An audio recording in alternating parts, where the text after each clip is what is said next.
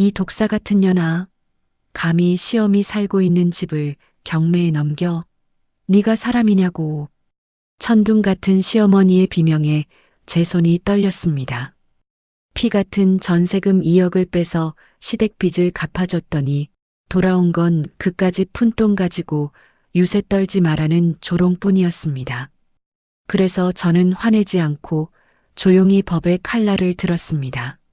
네 어머니, 그럼 그 푼돈 제가 법대로 싹 다 찾아갈게요. 은혜를 원수로 갚은 시어머니가 길바닥에 나앉아 통곡하게 된 기막힌 사연, 지금 시작합니다. 사연 시작 전 구독과 좋아요는 사랑입니다. 안녕하세요. 세상만사 구독자 여러분, 이번 이야기도 잘 들어주시면 감사하겠습니다. 지금으로부터 약 1년 전 만물이 소생한다는 따스한 봄날의 일이었죠. 제 이름은 정수진, 당시 41살이었고요. 경기도 광명시 외곽에 있는 낡은 빌라 전세방에서 남편과 초등학생 딸 서연이와 함께 복닥거리며 살고 있었습니다. 제 하루는 남들보다 조금 이른 새벽 5시 반에 시작되곤 해요. 알람 소리에 무거운 눈꺼풀을 비비며 일어나 가장 먼저 하는 일은 주방불을 켜는 것이었죠. 잠이 덜 깬 몸을 움직여 서연이가 좋아하는 반찬을 만들고 정성스럽게 도시락을 싸요. 뒤이어 일어난 남편의 와이셔츠를 다리고 아침 식사를 차려내면 어느덧 이마에 송골송골 땀이 맺힙니다. 여보, 오늘도 많이 늦어?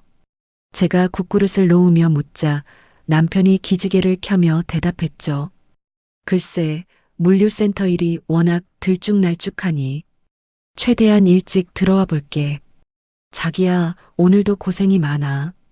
남편은 중소 물류회사의 과장으로 일하며 성실함 하나로 버티는 사람이었습니다. 저 역시 오전 9시면 동리 학원으로 출근해 행정 보조 일을 하며 파트타임으로 뛰었고요. 결혼 전에는 은행에서 꽤 인정받는 행원이었지만 출산과 육아라는 현실 앞에 잠시 꿈을 접어야 했거든요. 그렇게 쉴 틈 없이 돌아가는 평범한 일상이지만 저에게는 가슴속에 품은 거대한 희망이 하나 있었습니다. 바로 내 집 마련이라는 꿈이었죠. 이 꿈을 이루기 위해 저는 지난 7년 동안 독하다는 소리를 들을 정도로 나 자신을 채찍질해 왔습니다. 남들 다 마시는 별다방 커피 한 잔, 제 돈 주고 사 마신 적이 없어요. 늘 집에서 내린 믹스 커피를 낡은 텀블러에 담아 다녔죠. 화장품 하나를 사도 로드숍 세일 기간이 아니면 결코 지갑을 열지 않았습니다. 여보, 이 운동화 좀 봐. 밑창이 다 닳았는데 하나 사야 하지 않아? 어느 날 남편의 낡은 운동화를 보며 제가 안쓰럽게 물었을 때도 남편은 허허 웃으며 손사래를 쳤습니다. 아직 멀쩡해, 수진아. 조금만 더 쉰다가 우리 새 아파트 들어갈 때 그때 새 거 사자. 나 술도 거의 안 마시고 담보대출 이자 생각하며 버티는 거 알잖아. 남편 역시 10년이 훌쩍 넘은 중고 아반떼를 고쳐 타며 제 뜻을 묵묵히 따라주었습니다. 우리는 매일 밤 머리를 맞대고 올해 안에는 꼭 청약 넣자. 내년엔 우리 명의로 된 집에서 자는 거야 라고 주문처럼 말하며 버텼죠. 그렇게 7년이라는 세월을 깎아 모은 결실이 바로 전세 보증금 2억 원이었습니다. 말이 전세금이지 사실상 우리 가족의 피와 땀 그리고 전 재산이나 다름없었거든요. 결혼할 때 양가에서 겨우 보태주신 5천만 원에 우리 부부가 7년간 먹을 거 안 먹고 입을 거 안 입어 모은 1억 5천만 원이 합쳐진 돈이었죠. 저는 전세 계약서 원본을 은행 대여금고 부럽지 않게 집안 깊숙한 곳에 소중히 보관했습니다. 가계부는 엑셀 파일로 만들어 단 10원 단위까지 꼼꼼하게 관리했고요. 전직 은행원다운 그 집요함이 언젠가 제 인생을 지켜줄 유일한 무기가 될 줄은 그때의 저도 꿈에도 몰랐습니다. 마침 전세 만기가 6개월 앞으로 다가오고 있었습니다.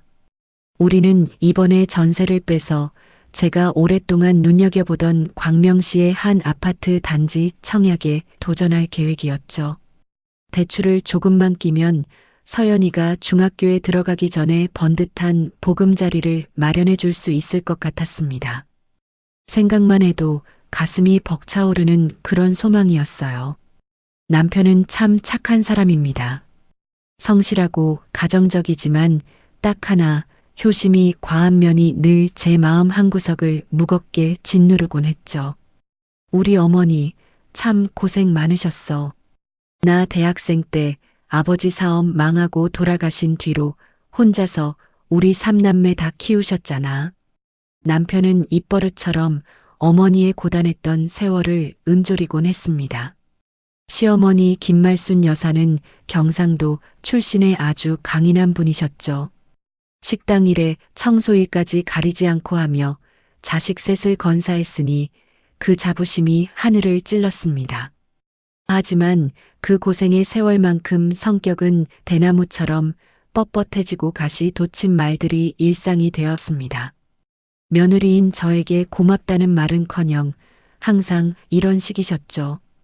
야, 네 남편 챙기는 게 네 본분인 거 알지? 내 아들 아침밥 굶기지 말고 똑바로 해라. 명절마다 수백만 원어치 선물을 싸들고 가고 어머니가 조금만 편찮으셔도 당장 달려가야 했지만 저는 묵묵히 참아냈습니다. 한 집안의 며느리로서 당연한 도리겠지라고 제 자신을 달래면서 말이죠. 사실 어머니에게는 남모를 약점이 하나 있었습니다. 평생 가난하게 사셨던 탓인지 노후에 대한 공포가 비정상적으로 컸고 그래서인지 늘 돈에 예민하셨거든요. 언젠가부터는 동리 지인들 말을 듣고 여기저기 투자라는 이름의 도박 같은 일에 손을 대신다는 소문을 들었습니다. 하지만 며느리 처지의 시어머니 지갑 사정을 일일이 파고들 수는 없는 노릇이었죠. 어느 화창한 봄날 토요일 오후였습니다. 저는 서연이의 손을 잡고 근처에 새로 생긴 아파트 모델하우스에 다녀왔습니다. 반짝이는 대리석 바닥과 넓은 거실을 보며 서연이의 눈이 휘둥그레졌죠. 엄마, 우리도 진짜 이런 데서 살 수 있는 거야? 나도 내 방 예쁘게 꾸며도 돼? 아이의 해맑은 질문에 저는 콧날이 찡해지며 대답했습니다. 그럼 서연아, 엄마랑 아빠가 약속할게. 조금만 기다리면 여기서 우리 서연이 마음껏 뛰어놀게 해줄게. 그날 밤 저는 퇴근한 남편에게 모델하우스 브로슈어를 펼쳐 보이며 들뜬 마음으로 속삭였습니다. 자기야, 여기 평면도 좀 봐. 주방도 넓고 서연이 방 채광도 너무 좋아. 우리 다음 달에는 집주인한테 전세해지 통보해야 할 것 같은데 당신 생각은 어때? 남편도 오랜만에 환하게 웃으며 제 손을 꼭 잡았죠. 그래, 여보. 그동안 정말 고생 많았어. 청약 넣고 당첨되면 우리 서연이 제일 큰 방 주자. 당신이 그렇게 노래를 부르던 건조기도 제일 좋은 걸로 사줄게.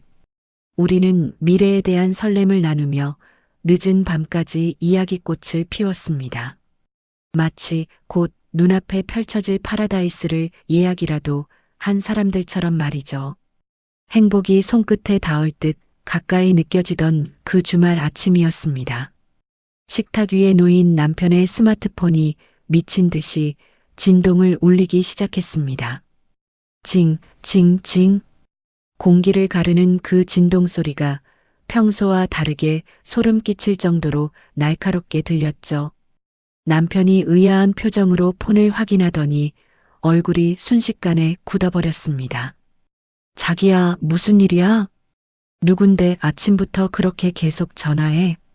제 물음에 남편은 대답도 하지 못한 채 파들파들 떨리는 손으로 화면을 보여주었습니다. 거기에는 시어머니로부터 온 부재중 전화가 무려 14통이나 찍혀 있었습니다. 그 붉은 숫자 14가 마치 우리 가족의 평화를 집어삼킬 괴물의 입처럼 보였습니다. 가슴 한복판으로 차가운 불안감이 엄습해 오고 있었습니다. 그 붉게 찍힌 연례통의 전화번호를 보는 순간 제 심장은 발끝까지 툭 떨어지는 기분이었죠. 남편은 사색이 되어 곧장 어머니께 전화를 걸었습니다. 옆에서 지켜보는 제 귀에도 전화기 너머 어머니의 처절한 울음소리가 새어나왔어요. 종호야, 종호야 어떡하노? 큰일 났다. 어무이 집이 넘어가게 생겼다. 어머니는 넋이 나간 듯 횡설수설하며 울먹이셨고 남편은 당황해서 어쩔 줄을 몰라 했죠. 어머니, 진정하고 말씀해 보세요. 집이 넘어가다니 그게 무슨 소리예요? 아니, 일단 제가 지금 갈게요. 조금만 기다리세요. 남편은 뒤도 돌아보지 않고 겉옷을 챙겨 입었습니다. 여보, 어머니한테 정말 큰 문제가 생긴 것 같아. 내가 가서 확인하고 올 테니까 서연이랑 먼저 자고 있어. 자기야, 무슨 일인지 알아야 나도 대책을 세우지. 무슨 일인데 그래? 제 물음에도 남편은 갔다 와서 얘기할게라는 말만 남긴 채 폭풍처럼 집을 나갔죠. 거실에 홀로 남겨진 저는 폭풍 전야의 긴장감 속에 서연이를 억지로 재웠습니다. 아이의 고른 숨소리를 들으면서도 제 머릿속은 온갖 불길한 상상으로 가득 찼어요. 자정이 훌쩍 넘은 시간, 현관문 도어락 소리가 들리고 남편이 들어왔습니다. 현관 불빛 아래 비친 남편의 얼굴은 마치 유령처럼 하얗게 질려 있었죠. 여보, 어떻게 됐어? 어머니는 괜찮으셔? 남편은 식탁 의자에 털썩 주저앉더니 마른 세수를 반복했습니다. 그의 입에서 나온 이야기는 참으로 기가 막히고 코가 막히는 것이었죠. 사건의 전모는 이랬습니다. 어머니가 3년 전부터 동리 교회에서 알고 지내던 이 사장이라는 사람이 있었대요. 말이 번지르르하고 늘 명품을 휘두르고 다녀서 어머니는 그를 대단한 재력가로 믿으셨죠. 그 이 사장이라는 사람이 어머니에게 재개발 구역 토지를 싸게 사두면 몇 배는 번다며 투자를 권했다는 거예요. 처음에 어머니가 500만 원을 넣었대. 그런데 진짜 2달 뒤에 800만 원이 들어왔다더라고. 거기서 어머니가 눈이 뒤집히신 거지. 남편의 목소리는 힘없이 떨리고 있었습니다.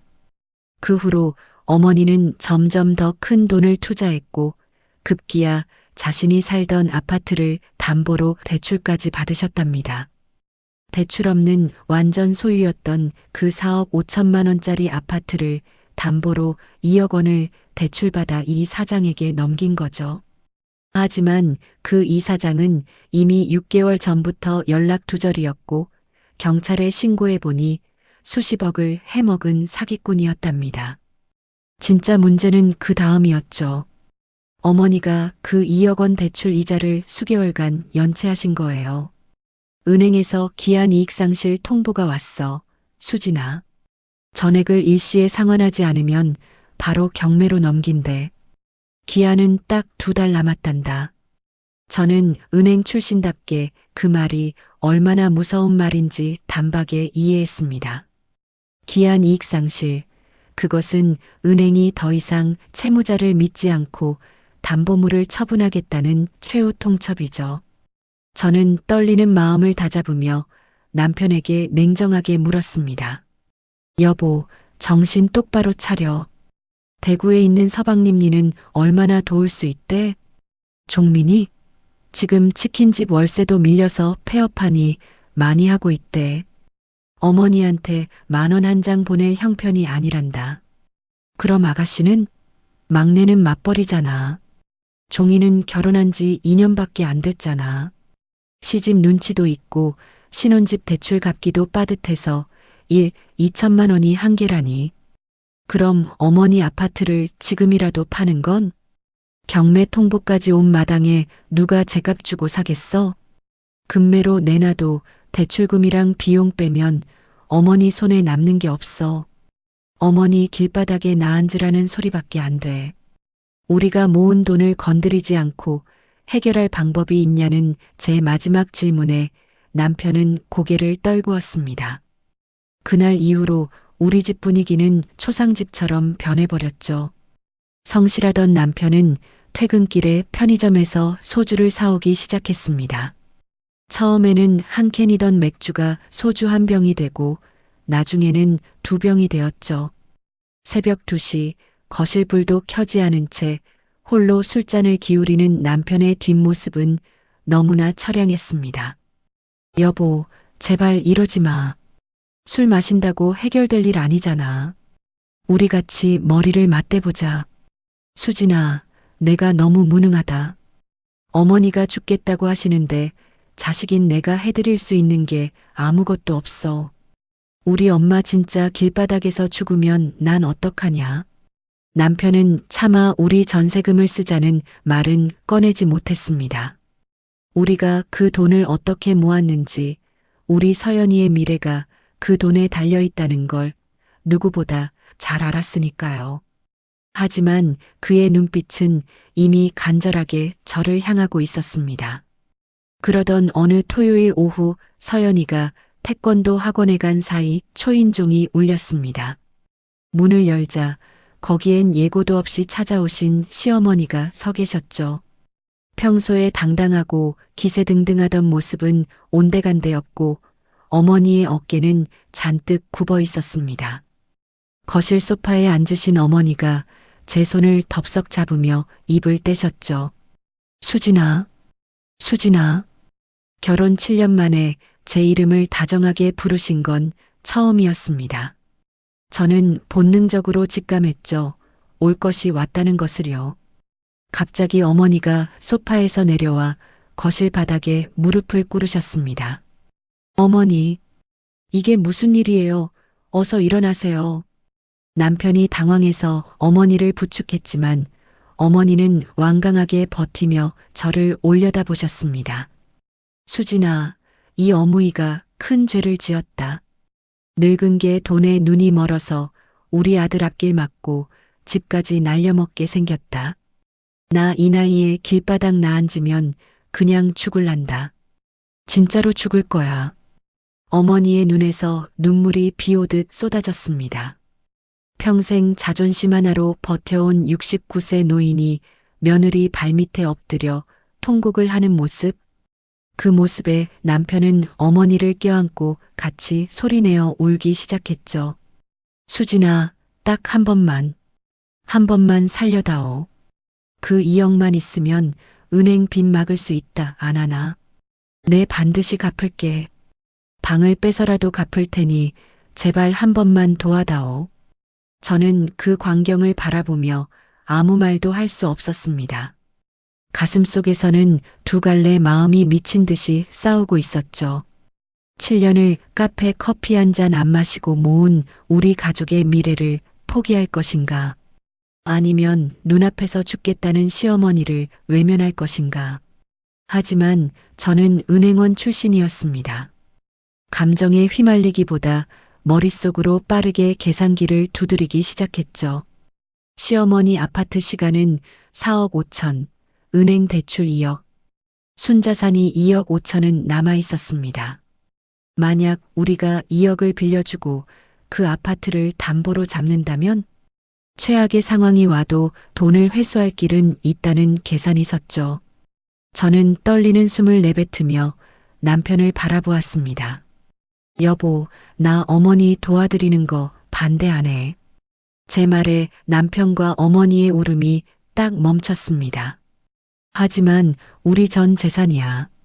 나도 서연이 엄마로서 우리 아이 미래를 지켜야 할 의무가 있어. 그러니까 내 조건 들어줘. 조건? 그래, 말해봐라. 뭐든지 다 하마. 어머니가 절박하게 대답하셨죠. 이건 선물이 아니라 대출이에요.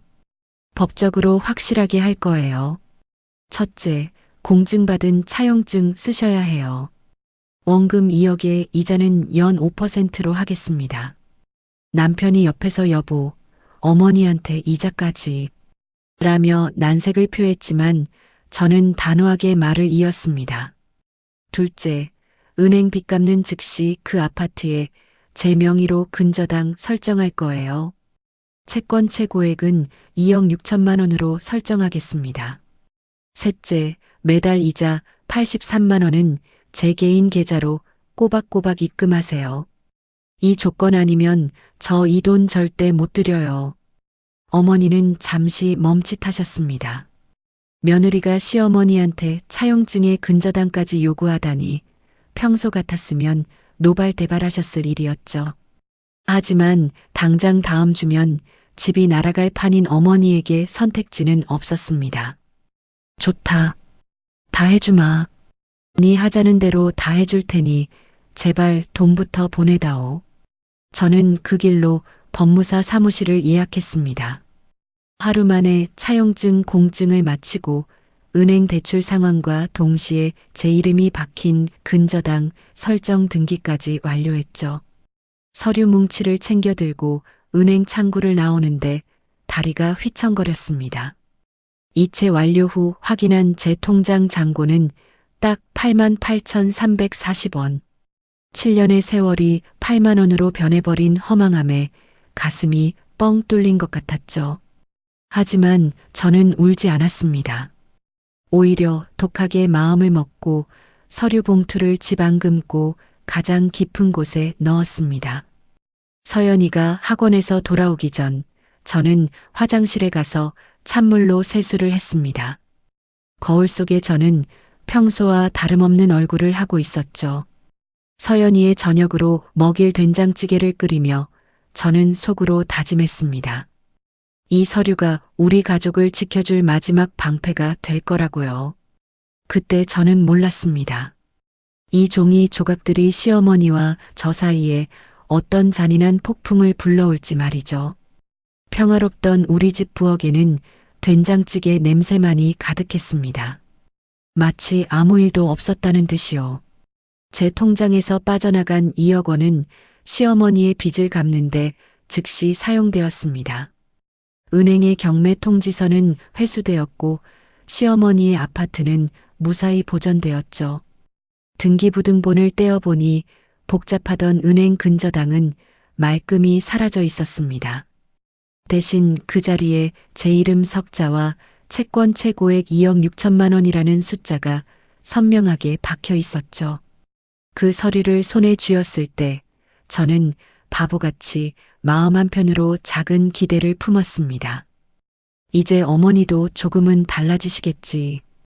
그래도 내가 당신 목숨줄 같은 집을 지켜드렸는데 고맙다는 말은 못하셔도 예전처럼 함부로 대하시진 않겠지. 하지만 제 기대가 얼마나 어리석고 순진한 것이었는지 깨닫는 데는 채 한 달도 걸리지 않았습니다. 사람의 마음이란 참으로 묘하더군요. 보통은 큰 도움을 받으면 평생 그 고마움을 잊지 말아야 한다고 생각하잖아요. 하지만 자존심이 하늘을 찌르는 시어머니 같은 분들에겐 그 은혜가 오히려 독이 되기도 하나 봅니다. 어머니에게 저는 더 이상 소중한 며느리가 아니라 자신의 치부를 쥐고 있는 채권자가 된 것이었죠. 매일 아침 눈을 뜰 때마다 등기부등본에 제 이름이 올라가 있다는 사실이 어머니의 자존심을 갈아먹고 있었던 겁니다.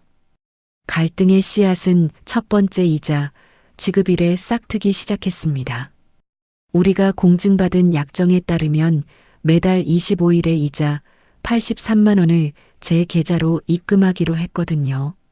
그런데 25일이 지나고 26일, 27일이 되어도 휴대폰은 잠잠했습니다.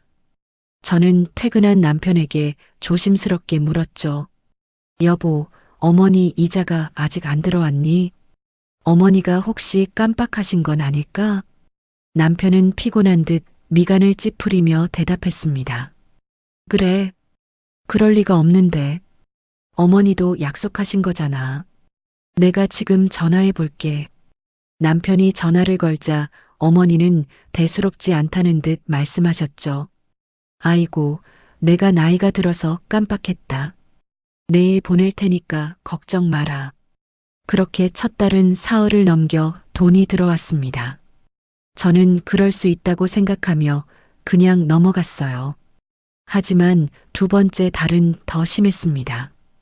25일이 지나고 닷새가 넘도록 소식이 없었죠. 남편에게 또 말하기가 미안해서 이번엔 제가 직접 어머니께 문자를 보냈습니다. 어머니, 이번 달 이자 입금 확인 부탁드립니다.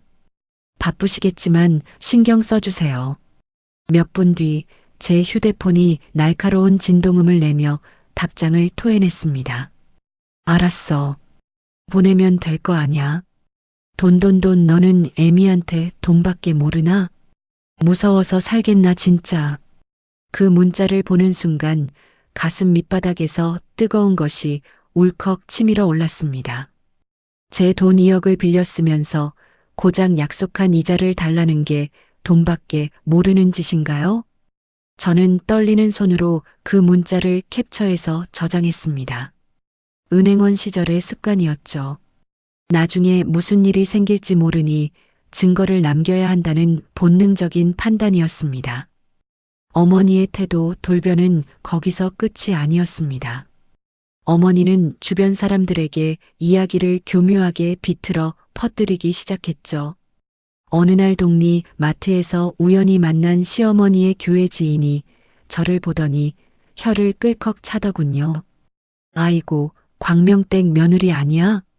사람이 겉만 봐서는 모른다더니 어떻게 시어머니한테 돈 좀 빌려줬다고 꼬박꼬박 이자까지 뜯어내나? 세상에 그런 법이 어딨어. 저는 멍하니 그 자리에 서 있었습니다. 어머니는 교회 모임에서 제가 돈으로 자신을 지배하려 한다며 피해자 코스프레를 하고 계셨던 거죠. 차남인 서방님에게는 또 어떻게 말씀을 하셨는지 대구에서 전화가 왔습니다. 형수님 해도 너무한 거 아닙니까? 어머니 집에다 뭘 걸었다면서요? 어머니를 무슨 도둑년 취급하는 것도 아니고 막내 아가씨인 종이 역시 예전에 다정하던 모습은 온데간데 없었습니다.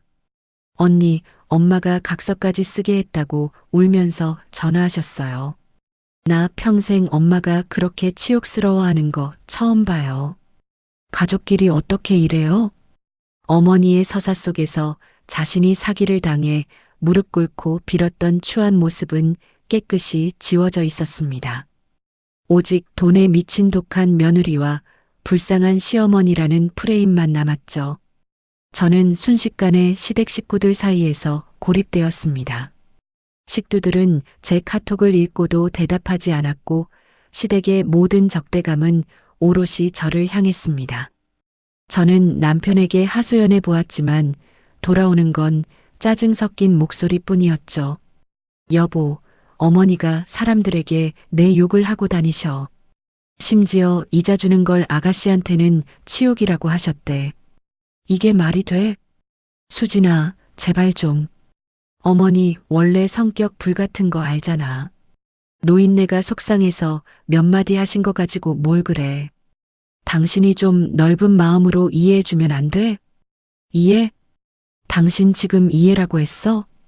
우리 전 재산 2억이 나가 있어. 내가 지금 권리 주장하는 게 잘못된 거야? 아, 몰라. 나 피곤해. 잠 좀 자자. 남편은 대화를 거부하며 등을 돌려 누웠습니다. 부부 사이의 균열은 그렇게 소리 없이 깊어지고 있었죠. 그리고 맞이한 세 번째 달 25일. 역시나 이자는 입금되지 않았습니다. 사흘 나흘. 일주일이 지나도 소식이 없었죠. 저는 독하게 마음을 먹고 어머니께 전화를 걸었습니다. 통화 버튼을 누르기 전 녹음 버튼부터 활성화시켰죠. 어머니, 저 수진이에요. 이번 달 이자가 일주일이나 늦었니요. 제 말이 끝나기도 전에 수치인 불명의 고함이 들려왔습니다. 야, 나 돈 없다. 이번 달은 좀 봐줘라. 내가 뭐 돈나무에서 돈을 따는 줄 아나? 늙은이가 매달 83만 원이 어디서 나오겠니? 어머니, 약속하셨잖아요. 이자 꼬박꼬박 주시겠다고 무릎까지 꿇으셨던 거 잊으셨어요? 뭐, 무릎? 니 지금 나 무시하나? 내가 오죽 급했으면 그랬겠나? 그깟 돈 좀 빌려줬다고 유세 떠는 꼴하고는. 나 돈 없으니까 배째라. 어머니, 그럼 언제쯤 보내주실 수 있으신데요? 모르겠다. 있으면 보내고 없으면 못 보내는 거지. 끊어라. 전화가 끊어지고 저는 차가운 기계음만 들리는 휴대폰을 꽉 쥐었습니다. 온몸이 부르르 떨리고 눈물이 핑 돌았죠. 그날 밤 남편과 저는 집이 떠나가라 싸웠습니다. 여보, 어머니가 이제 대놓고 배째라고 하셔. 이건 명백한 약정 위반이야. 남편은 소리를 지르며 식탁을 내리쳤습니다. 그래서 뭐 어쩌라고. 어머니 목이라도 졸라서 돈 받아낼까? 형편이 안 되신다잖아. 형편? 당신 정말 몰라서 그래. 어머니 지난주에 친구들 부른다고 시댁제사 예행 연습한다며 30만 원어치 한우 사셨대. 이자 줄 돈은 없고 친구들 앞에서 으스댈 돈은 있는 게 말이 돼? 너 정말 무섭다. 어머니 뒤를 캐고 다니는 거야? 돈 2억에 사람이 이렇게 변하니? 뭐라고? 내가 변했다고? 당신 제정신이야? 남편은 대답 대신 현관문을 쾅 닫고 나갔습니다. 저는 어두운 거실에 주저앉아 텅 빈 가슴을 움켜쥐었습니다.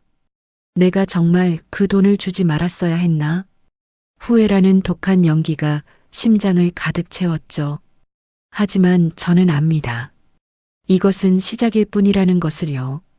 우리 가족을 지탱하던 신뢰라는 기둥에 이미 커다란 금이 가기 시작했습니다. 저는 거실 불을 끄고 어둠 속에 가만히 앉아 있었습니다. 휴대폰 속 녹음 파일의 파형만이 파랗게 빛나고 있었죠.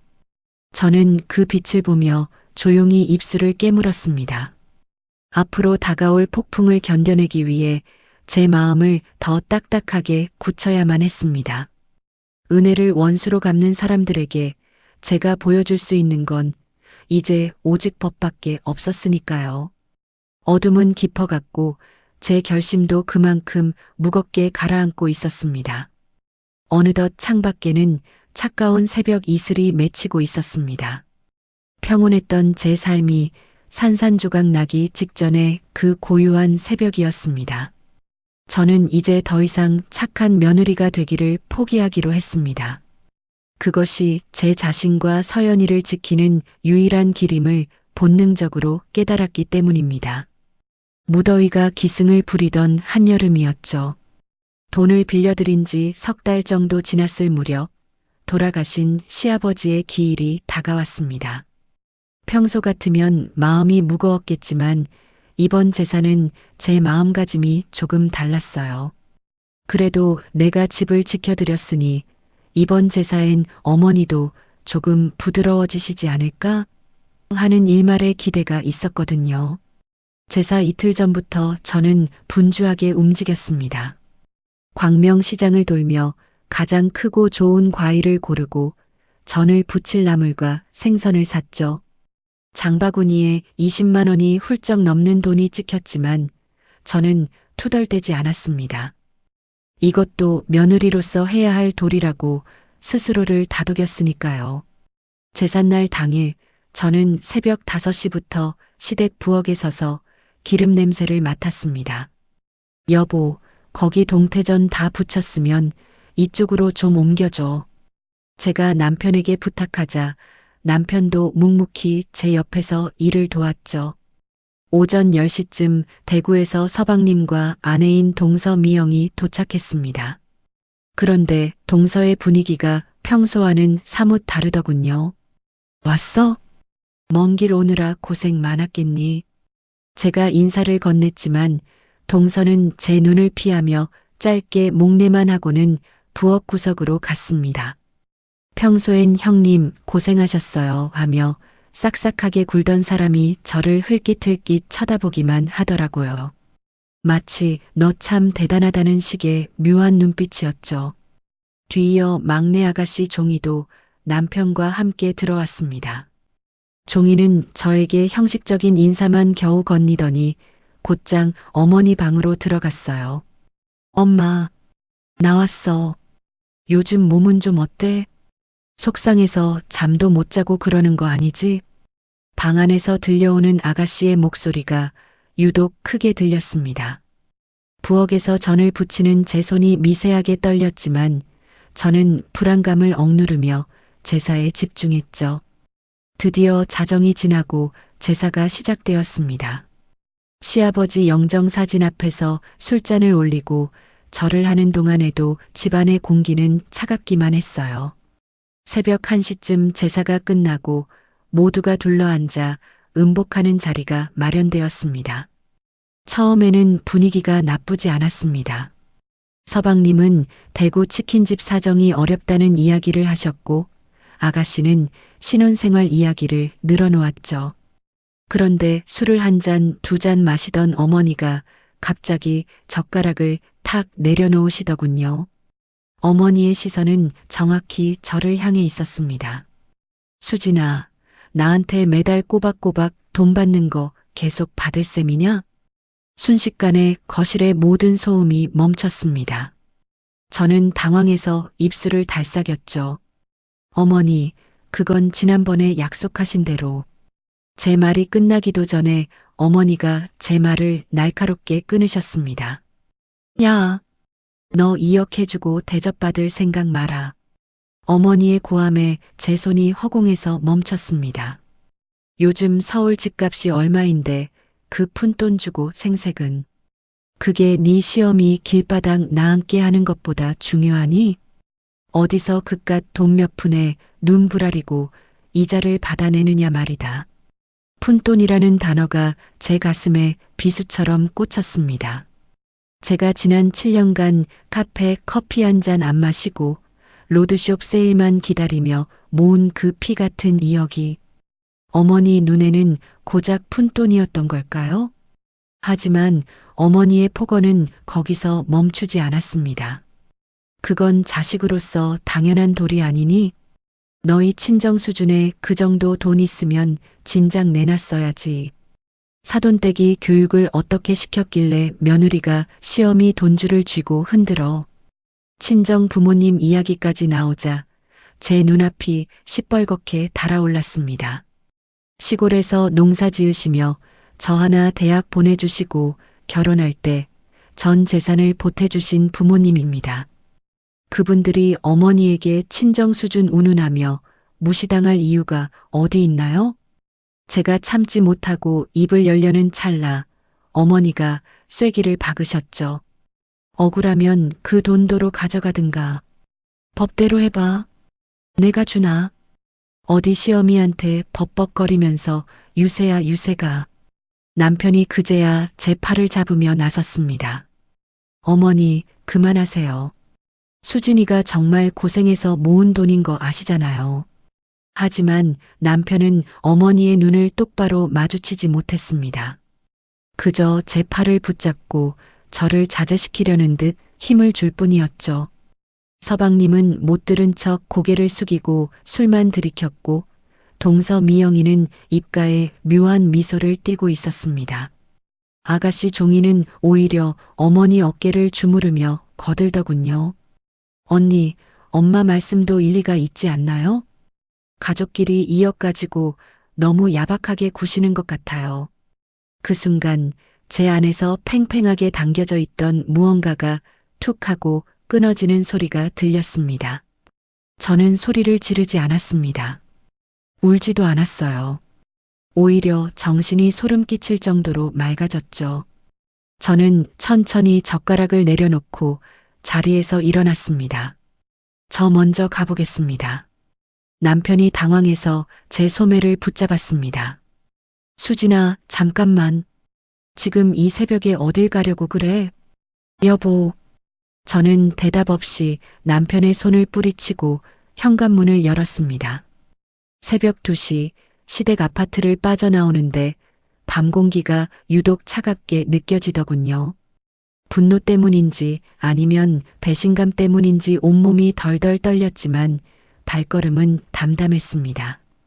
제 머릿속엔 오직 시어머니가 마지막으로 던진 그 말이 메아리치고 있었죠. 법대로 해봐.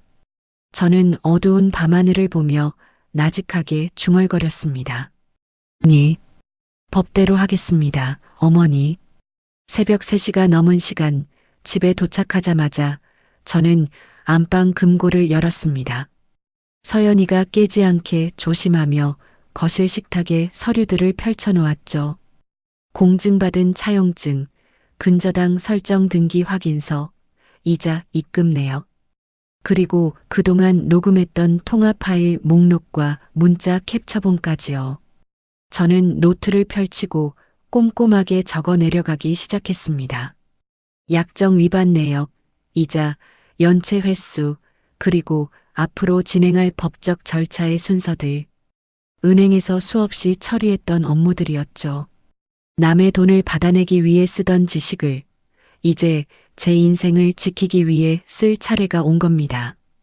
기한 이익상실 통보, 임의경매 신청, 배당 절차, 복잡한 법률 용어들이 제 머릿속에서 하나의 완벽한 복수 시나리오로 짜였습니다. 하지만 저는 서두르지 않기로 했습니다. 감정적으로 움직이면 반드시 틈이 생기기 마련이니까요. 철저하게, 아주 완벽하게 법의 칼날을 갈아야만 했습니다. 식탁 위에 놓인 차용증 위에 제 도장이 유난히 붉게 빛나고 있었습니다. 이 밤이 지나면 제 인생은 결코 예전으로 돌아갈 수 없음을 저는 알고 있었죠. 하지만 더 이상 두렵지 않았습니다. 며느리라는 굴레를 벗어던지고 오직 채권자로서 당당히 제 권리를 찾겠다고 결심했으니까요. 거실의 어둠이 걷히고 새벽빛이 스며들 때까지 저는 그 자리를 지켰습니다. 제 인생의 가장 길고도 짧았던 밤이 그렇게 저물어가고 있었습니다. 내일부터는 완전히 다른 전쟁이 시작될 것임을 예감하면서 말이죠. 식탁 위에 서류 뭉치를 다시 서류 봉투에 소중히 넣었습니다. 이제는 눈물이 아닌 숫자로 대답해 줄 시간입니다. 저는 차분하게 세수를 하고 잠든 서연이의 얼굴을 한번 쓰다듬었습니다. 엄마가 꼭 우리 집을 찾아주겠다고 아이의 귀에 들리지 않게 속삭였죠. 이제 폭풍은 시작되었습니다. 저는 그 폭풍의 한가운데로 걸어 들어갈 준비가 끝났습니다. 어머니, 당신이 원하던 그 법대로의 세상을 보여드릴게요. 제삿날 새벽 시댁을 빠져나와 집으로 돌아오던 그 차가운 공기를 잊을 수 없습니다. 가슴속에는 불덩이가 들어앉은 것 같았지만 머릿속은 얼음물처럼 차갑게 식어 있었죠. 밤을 꼬박 지새우고 맞이한 월요일 아침, 저는 서연이를 등교시키자마자 서류 가방을 챙겨 들었습니다. 인터넷을 샅샅이 뒤져 찾아낸 부동산과 채권 회수 전문 한정민 변호사님의 사무실로 향했죠. 40대 중반의 단호한 인상을 가진 여 변호사님은 제가 내민 서류 뭉치를 하나하나 살피기 시작했습니다. 공증받은 차용증, 근저당 설정 등기, 그동안의 문자 메시지와 통화 녹취록까지요. 서류를 다 검토한 변호사님이 안경을 벗으며 저를 빤히 바라보더군요. 정수진 씨, 실례지만 전직이 어떻게 되시나요? 은행에서 10년 정도 근무했습니다. 제 대답에 변호사님이 엷은 미소를 지으며 고개를 끄덕였습니다. 역시 그렇군요. 일반인들은 가족끼리 이런 서류를 이렇게까지 완벽하게 갖추기 힘들거든요. 이 정도로 준비해 두셨으면 법적으로는 저희가 압도적으로 유리합니다.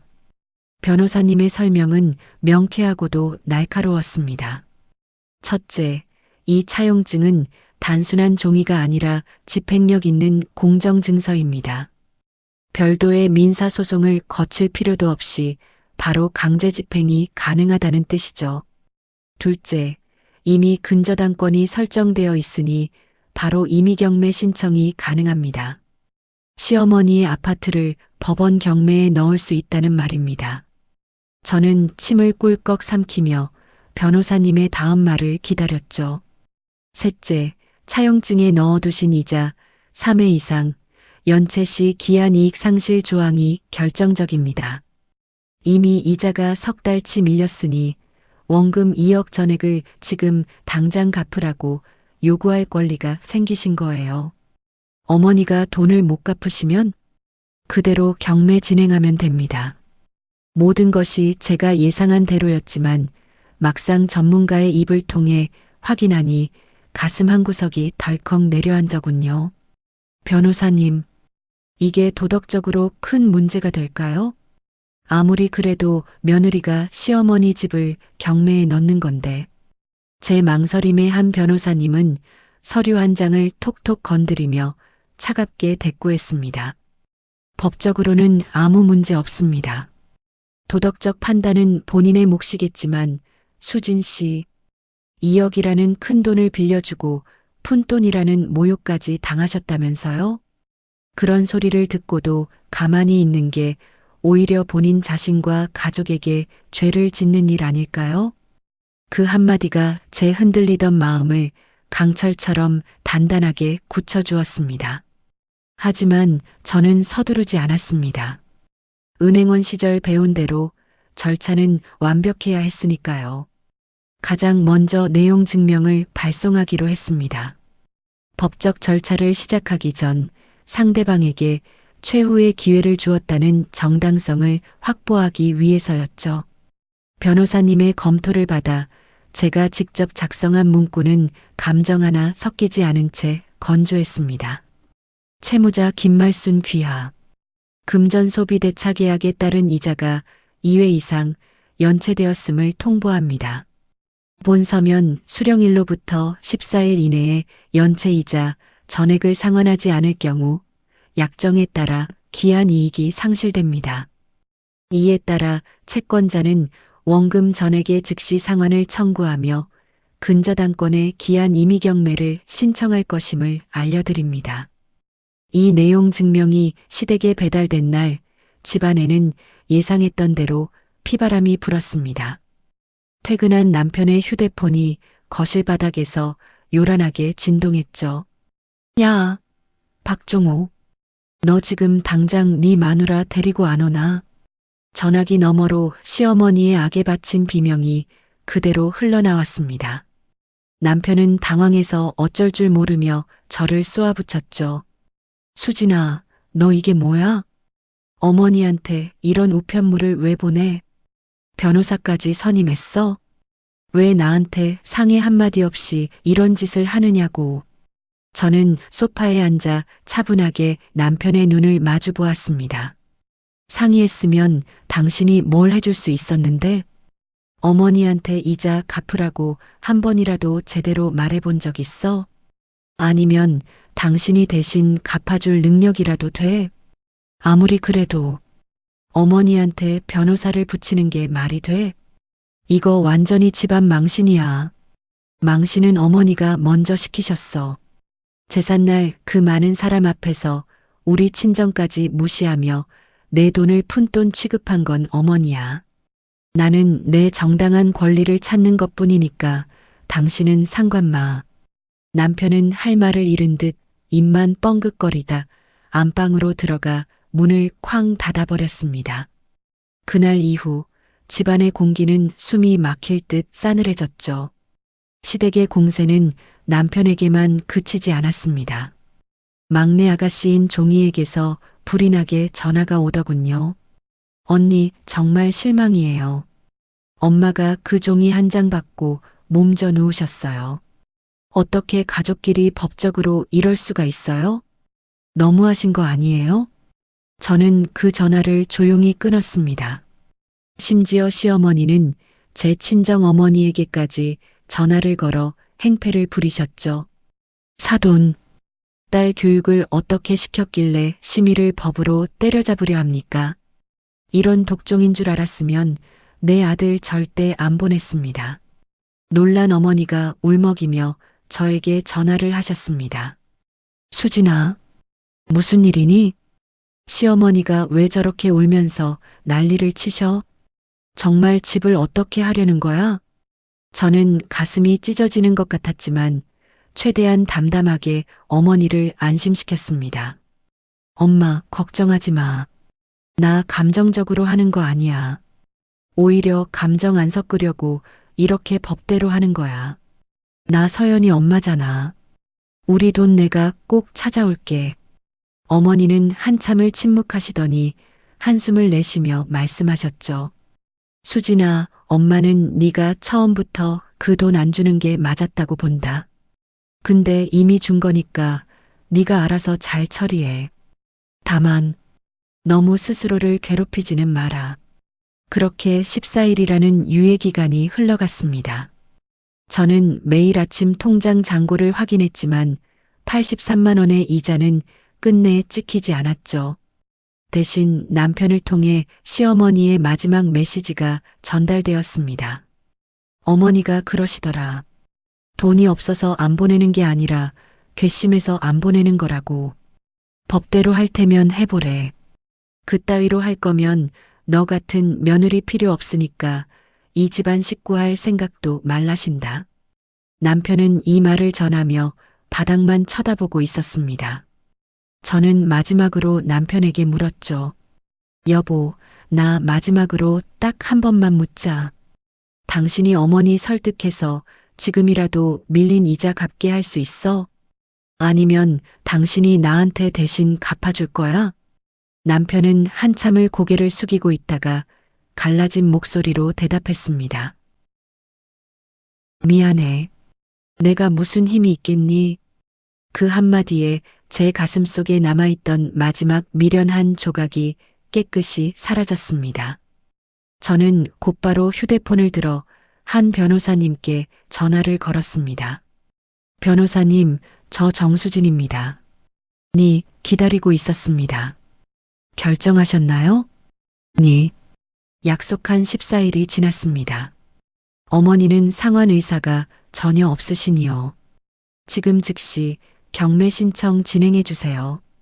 전화를 끊고 나니 묘하게 마음이 평온해지더군요. 칼은 이미 집어들었고 이제 휘두를 일만 남았습니다. 창밖으로는 붉은 노을이 지고 있었습니다. 아름답지만 서늘한 가을의 시작이었습니다. 저는 서연이의 방으로 가서 곤히 자는 아이의 이마를 짚어보았습니다.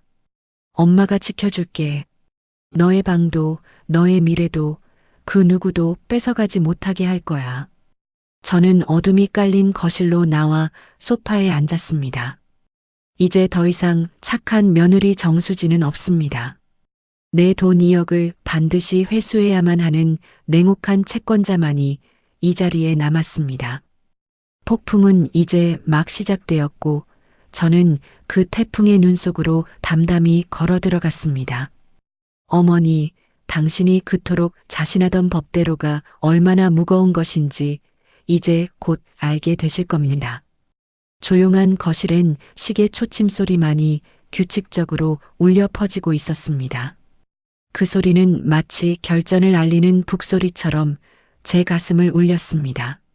내일부턴 법원의 집행관들이 움직이겠죠. 저는 눈을 감고 다가올 내일을 준비했습니다. 절대 흔들리지 않겠다고 다시 한번 스스로에게 다짐하며 말이죠. 밤은 깊었고 제 칼날은 어둠 속에서 푸른 빛을 내며 갈리고 있었습니다. 이것은 우리 가족의 생존이 걸린 전쟁입니다. 저는 절대로 질 생각이 없습니다. 어머니, 부디 감당하실 준비가 되셨기를 바랍니다. 저는 길고 긴 숨을 내뱉으며 어둠 속으로 몸을 뉘었습니다. 평온했지만 차가운 승리의 예감이 온몸을 휘감고 있었습니다. 드디어 본격적인 전쟁의 서막이 올랐습니다. 내용 증명에 적힌 최후 통첩의 시간이 속절없이 흘러갔습니다. 어머니에게서는 사과 대신 독설만이 돌아왔고 저는 약속했던 대로 한정민 변호사님을 통해 법원에 임의경매 신청서를 접수했습니다. 은행원 시절에 숱하게 봐왔던 서류들이었지만 채권자란에 제 이름이 적힌 서류를 보는 기분은 참으로 묘했습니다. 공증받은 차용증과 근저당권 설정 등기가 완벽했기에 법원의 절차는 예상보다 훨씬 빠르게 진행되었죠.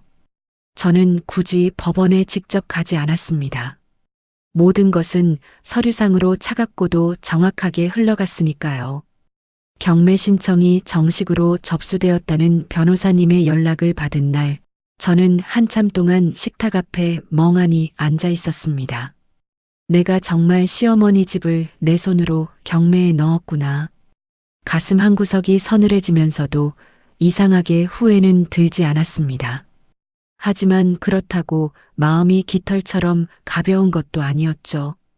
얼마 지나지 않아 시댁 아파트의 등기부등본에는 경매 개시 결정이라는 시뻘건 기입 등기가 올라갔습니다.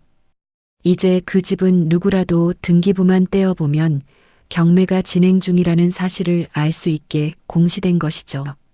법원에서는 시어머니에게 정식으로 경매 개시 결정 통지서를 발송했습니다. 등기 우편이 시댁 대문에 도착하던 날, 우리 가족에게는 또 다른 폭풍이 몰아치기 시작했습니다. 가장 먼저 동요한 것은 역시 남편이었습니다. 법적 절차가 실제로 진행되는 것을 눈으로 확인한 남편은 사색이 되어 제게 달려들었죠. 수진아, 너 정말 미쳤어? 정말로 이렇게까지 할 거야? 무슨 말이 듣고 싶은 건데? 내가 경매 신청할 거라고 이미 수십 번도 더 말했잖아. 그래도 이건 아니지. 어머니가 이른이 다 되신 노인이잖아. 집이 경매로 넘어가서 팔려버리면 우리 어머니는 대체 어디로 가라는 거야? 남편의 목소리는 절규에 가까웠습니다. 저는 그런 남편을 아주 차갑고도 슬픈 눈으로 바라보며 대답했습니다. 여보, 나도 알아. 어머니 연로하신 거 나라고 모르겠어? 근데 어머니가 나한테 하신 말 당신도 들었잖아. 푼돈 주고 생색내지 마라. 법대로 해봐 내가 주나. 그 모진 소리 들으면서도 내가 가만히 있어야 해? 그건 어머니가 홧김에 하신 소리잖아. 노인이 성격 알면서 왜 그래? 홧김이든 진심이든 결과는 같아. 내가 지금 법대로 안 하면 어머니는 평생 우리 돈 안 갚으실 거야. 그거 2억이야, 여보. 우리 서연이 학교 보내고 우리 집 마련해야 할 돈이라고. 이 돈 없으면 우리 가족은 무너지는 거야. 당신은 어머니만 보이고 우리 딸 서연이는 안 보여? 제 단호한 물음에 남편은 입을 꾹 다문 채 반론하지 못했습니다. 하지만 그는 여전히 어머니를 향한 안쓰러움을 떨치지 못한 채 괴로워했죠. 그 지독한 양가 감정 속에서 남편은 매일 밤 더 깊은 술의 늪으로 빠져들었습니다.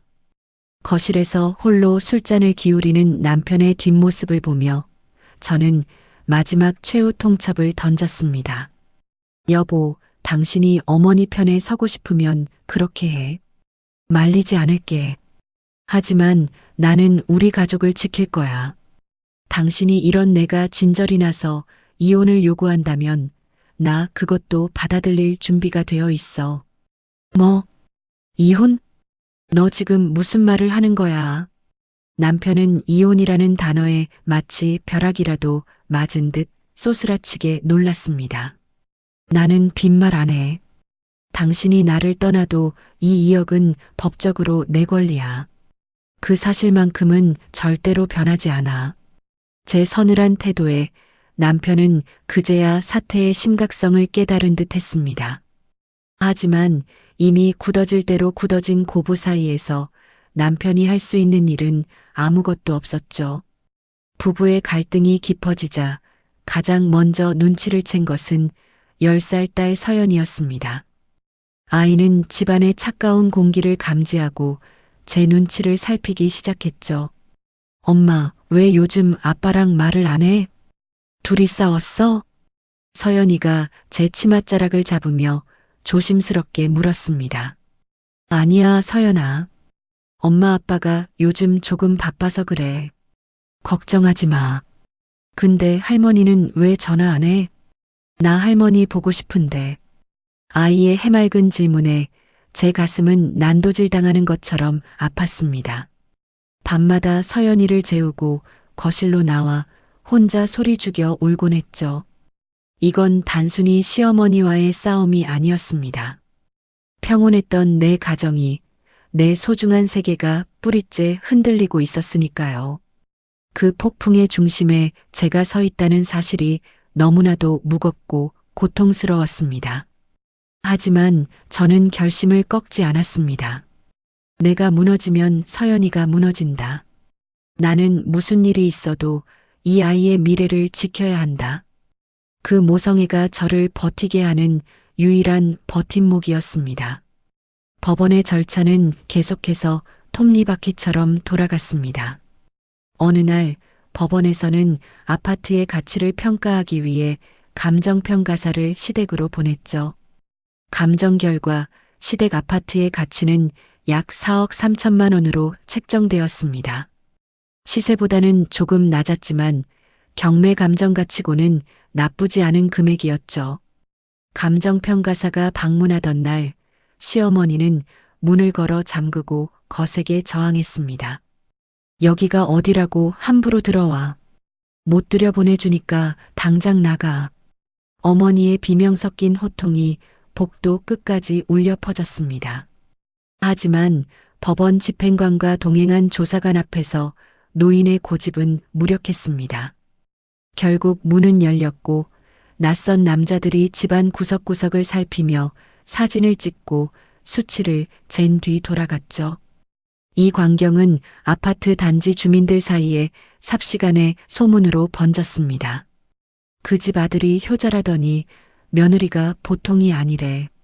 세상에 시어머니 집을 경매에 넘기다니 천벌 받을 일이지. 어디를 가나 수군거리는 소리가 들리는 듯 했습니다. 평생 자존심 하나로 버텨온 시어머니에게는 죽기보다 더한 수치였을 겁니다. 하지만 저는 눈을 감고 귀를 막았습니다. 이미 주사위는 던져졌고 저는 제 길을 갈 뿐입니다. 이제 곧 법원 게시판에는 경매 공고문이 붙게 될 것이고 낙찰자가 정해지면 모든 상황은 끝이 나겠죠. 창밖으로는 낙엽이 하나둘 떨어지고 있었습니다. 우리 가족의 찬란했던 꿈이 바스러지는 소리처럼 들려 가슴이 시려왔습니다. 그래도 저는 다시 한번 서류 가방을 고쳐 매며 마음을 다잡았습니다. 절대로 물러서지 않겠다고 말이죠. 폭풍은 이제 더 거세게 몰아칠 준비를 하고 있었습니다. 저는 그 비바람을 온몸으로 맞으며 묵묵히 전진할 뿐이었습니다. 우리 집, 우리 돈을 되찾기 위한 이 지독한 전쟁의 한가운데서 말입니다. 법원의 경매 개시 결정이 내려진 후 시댁 아파트의 등기부등본에 붉은 줄이 그어지자 시어머니의 본격적인 반격이 시작되었습니다. 하지만 그 반격이라는 것은 법적인 대응이 아니라 제 주변을 옥죄어오는 지독하고도 처절한 감정적 공세였죠. 가장 먼저 움직인 건 시댁 쪽 친척들이었습니다. 평소에는 명절에나 겨우 얼굴 보던 시숙모며 시외 삼촌들이 마치 기다렸다는 듯 제 휴대폰으로 불이 나게 전화를 걸어왔습니다. 야, 정수진. 너 진짜 사람 맞니? 어떻게 시어머니 집을 경매에 넣을 생각을 해? 세상이 아무리 흉흉해도 그렇지. 네가 그러고도 박씨 집안 며느리라고 할 수 있어? 시숙모의 날카로운 목소리가 수화기를 뚫고 나왔습니다. 저는 전화를 받지 않거나 어쩌다 받게 되더라도 최대한 감정을 억누르며 대답했죠. 숙모님, 저도 나름의 사정이 있고 할 말이 많습니다. 하지만 지금은 법적 절차가 진행 중이라 일일이 대꾸해 드릴 말씀이 없니요. 끊겠습니다. 전화를 끊고 나면 손끝이 파르르 떨렸지만 저는 결코 무너지지 않았습니다. 어머니는 저를 흔드는 것만으로는 부족했는지 남편을 상대로 더 잔인한 회유를 시작하셨죠.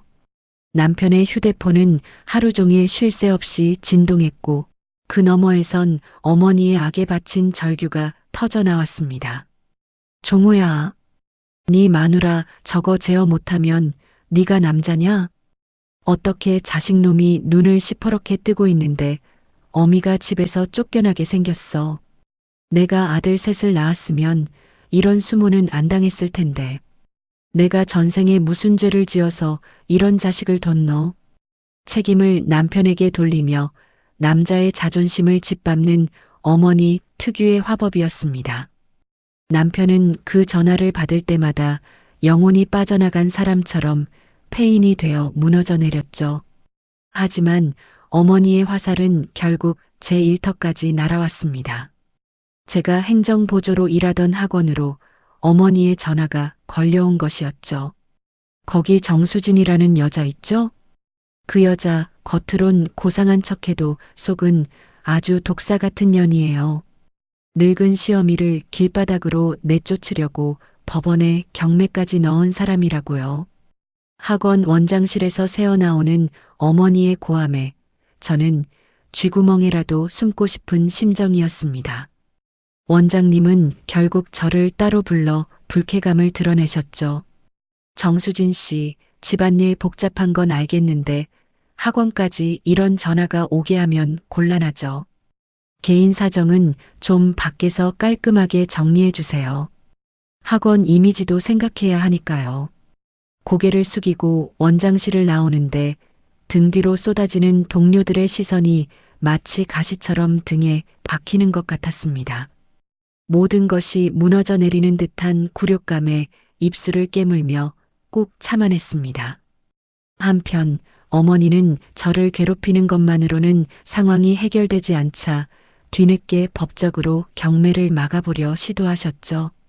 독립법률구조공단을 찾아가 상담을 받으신 모양이었습니다. 하지만 법은 어머니의 억지 눈물에 손을 들어주지 않았습니다. 어르신, 본인이 직접 공정증서로 차용증을 쓰셨잖아요. 근저당 설정도 본인이 동의해서 도장 찍으셨고요. 이자를 3번 넘게 연체하신 거면 며느리분이 법적으로 절차를 밟는 것에 아무런 결격 사유가 없습니다. 상담원의 냉정한 대답에 어머니는 상담소 바닥을 치며 통곡하셨다고 하더군요. 세상에 이런 법이 어딨노? 며느리가 시어미한테 이런 짓을 해도 가만히 두는 법이 세상에 어딨냐고. 하지만 법은 차가운 숫자와 서류로만 말할 뿐 어머니의 감정 섞인 하소연에는 관심이 없었습니다. 경매를 취하할 수 있는 유일한 방법은 채권자인 제가 동의해주거나 빌린 2억과 이자, 지연 손해금까지 전액 갚는 것뿐이었죠. 당연히 어머니에게는 그만한 큰 돈이 있을 리 없었습니다. 마지막 희망이었던 차남 종민 서방님과 막내 종이에게도 어머니는 매달렸습니다. 너희가 돈을 좀 보태서 저 독한 형수한테 빚 좀 갚아줘라. 나 진짜 저 집에서 쫓겨나면 갈 데가 없다. 하지만 현실은 냉혹했습니다. 치킨집 폐업 위기에 놓인 서방님은 오히려 어머니께 하소연을 했죠. 어머니, 저도 지금 가게 보증금도 못 빼서 길바닥에 나앉게 생겼습니다. 형수님한테 돈을 주고 싶어도 10원 한 장 없어요. 막내 종이 역시 시집 눈치를 보며 난감해할 뿐이었습니다. 엄마, 저도 시어머니한테 뭐라 말하기가 그래요. 언니가 2억을 빌려주신 건 사실이잖아요. 제가 그 큰 돈이 어디 있겠어요. 자식들에게조차 외면당하자 어머니의 분노는 극에 달했고 그만큼 어머니는 더욱 외로운 고립 속으로 빠져들었습니다. 제 인생에서 가장 힘들고 긴 시간이 그렇게 흘러가고 있었습니다. 시댁 식구 전체가 저를 원수 보듯 했고 남편마저 제 편이 아닌 것 같은 싸늘한 침묵만이 집안을 채웠죠. 무엇보다 서연이에게 행복한 가정을 보여주지 못하고 있다는 죄책감이 저를 가장 아프게 찔렀습니다. 어느 날 저녁 학원 일을 마치고 집으로 돌아오던 길에 저는 도저히 발걸음이 떨어지지 않았습니다. 집 근처 편의점 앞 낡은 벤치에 주저앉아 한참을 멍하니 앉아 있었죠. 지나가는 사람들이 저를 흘낏거리며 지나갔지만 상관없었습니다. 참아왔던 눈물이 복물 터지듯 쏟아져 나왔습니다. 내가 정말 나쁜 사람일까? 시어머니를 길바닥에 내앉게 하려는 못된 며느리인 걸까? 혼잣말을 내뱉으며 어깨를 들썩이며 한참을 울었습니다. 손등으로 눈물을 벅벅 닦아내고 집으로 돌아온 그날 밤, 저는 책상 앞에 앉아 일기를 썼습니다. 나는 나쁜 사람이 아니다. 나는 그저 우리가 7년 동안 피땀 흘려 모은 돈을 돌려받으려는 것뿐이다. 그 돈이 없으면 내 딸 서연이의 미래도 없다. 내가 무너지면 내 가정도 서연이도 무너진다. 나는 김말순 여사의 며느리이기 전에 박서연의 엄마다. 이 문장 하나가 흔들리던 제 마음을 다시 한번 단단하게 잡아주는 닻이 되었습니다. 그런 제 결심을 하늘이 알아준 걸까요? 늘 어머니 편만 들며 방황하던 남편에게도 조금씩 변화의 조짐이 보이기 시작했습니다. 깊은 밤 거실에서 혼자 술을 마시던 남편이 비틀거리며 서연이의 방 앞을 지나다 멈춰 섰습니다.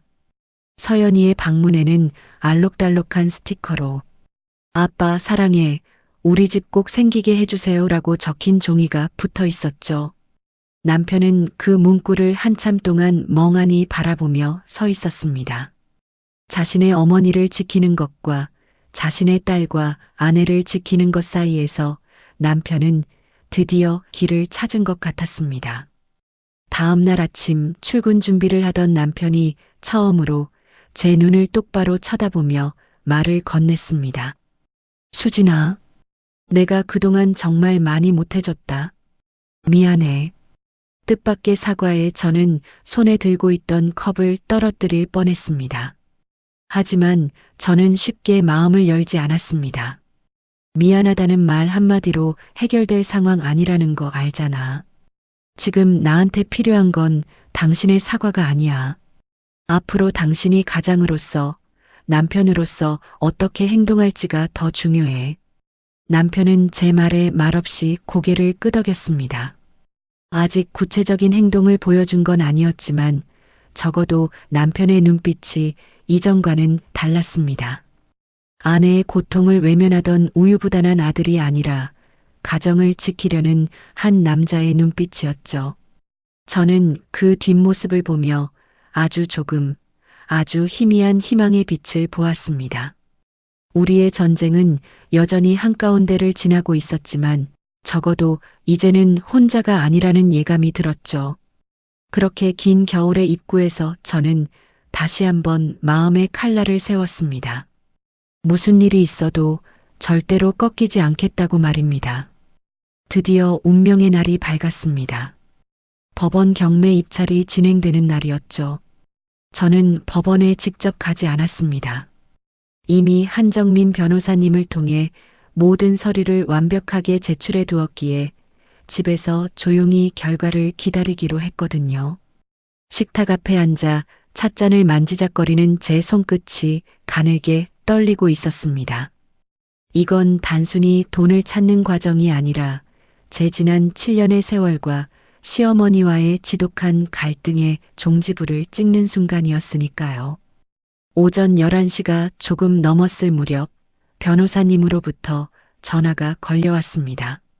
수진 씨 소식 전해드립니다. 입찰이 조금 전에 끝났어요. 변호사님 어떻게 됐나요? 입찰자가 3명이나 들어왔습니다. 최저 입찰가가 3억 4,400만 원이었는데 최종 낙찰가는 4억 1,000만 원으로 결정됐어요. 시세에 아주 근접한 좋은 가격입니다. 4억 1,000만 원.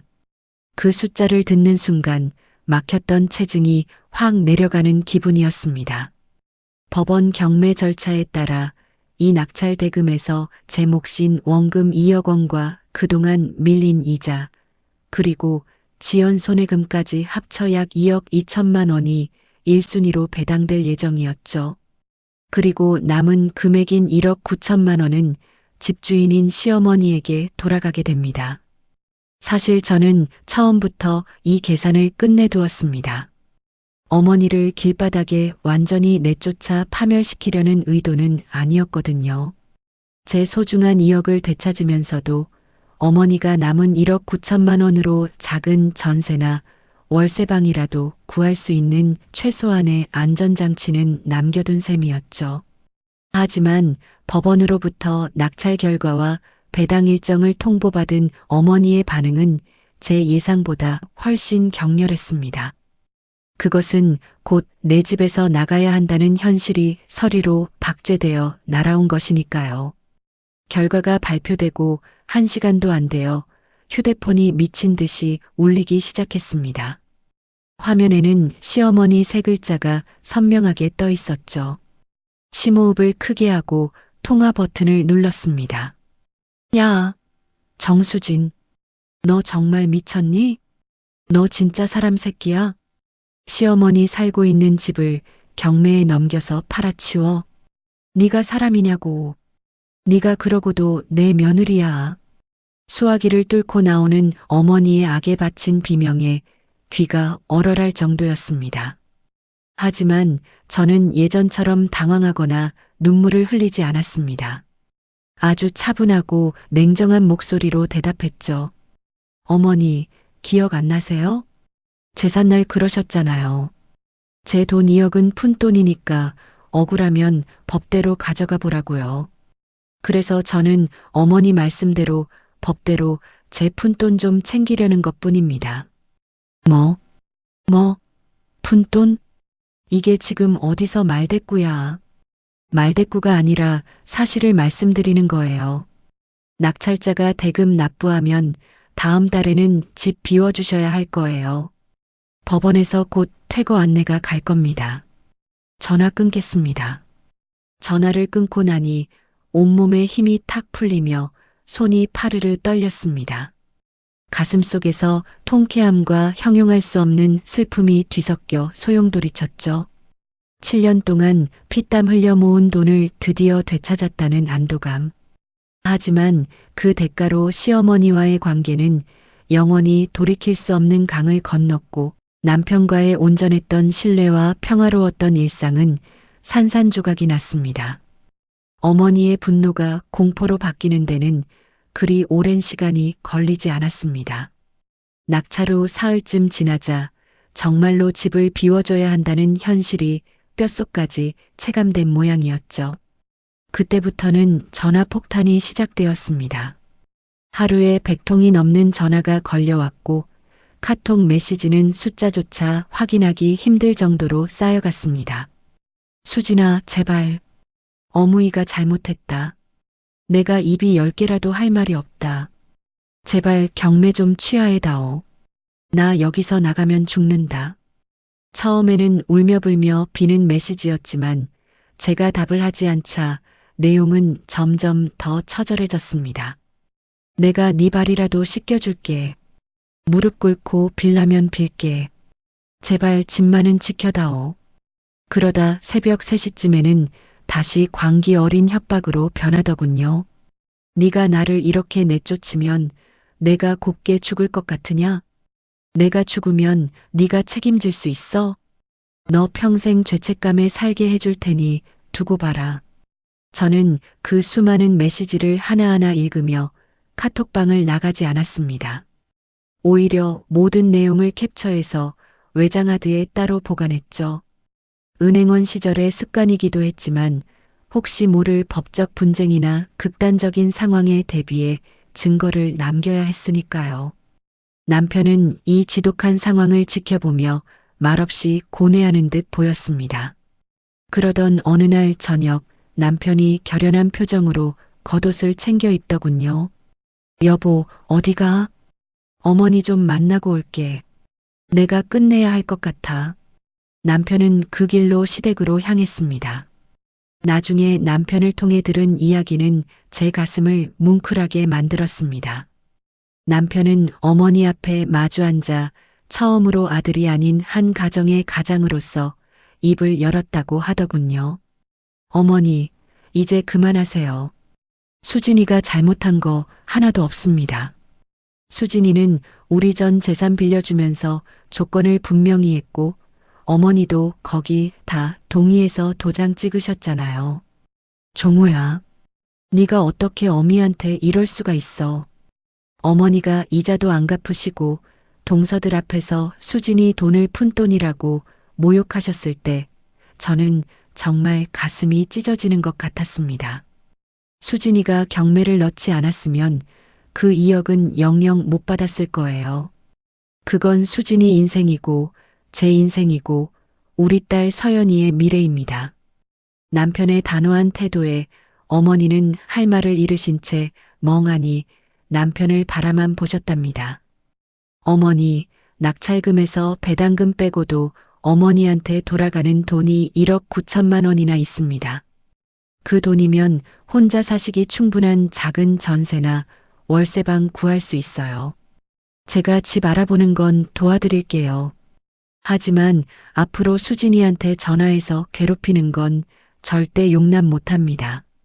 한 번만 더 수진이 힘들게 하시면 저 정말 어머니 안 보고 살 겁니다. 평생 어머니 말씀이라면 죽는 신용까지 하던 큰아들의 입에서 나온 차가운 통보. 어머니는 그제야 깨달으신 모양입니다. 자신이 며느리를 우습게 보고 던진 그 말 한마디가 자신이 가장 의지하던 아들마저 등 돌리게 만들었다는 사실을요. 남편은 어머니의 새 집을 알아봐 주겠다는 약속을 뒤로하고 시댁을 나왔습니다. 집으로 돌아온 남편은 거실에 앉아있던 저를 꽉 안아주었습니다. 여보, 고생 많았어. 이제 정말 다 끝났어.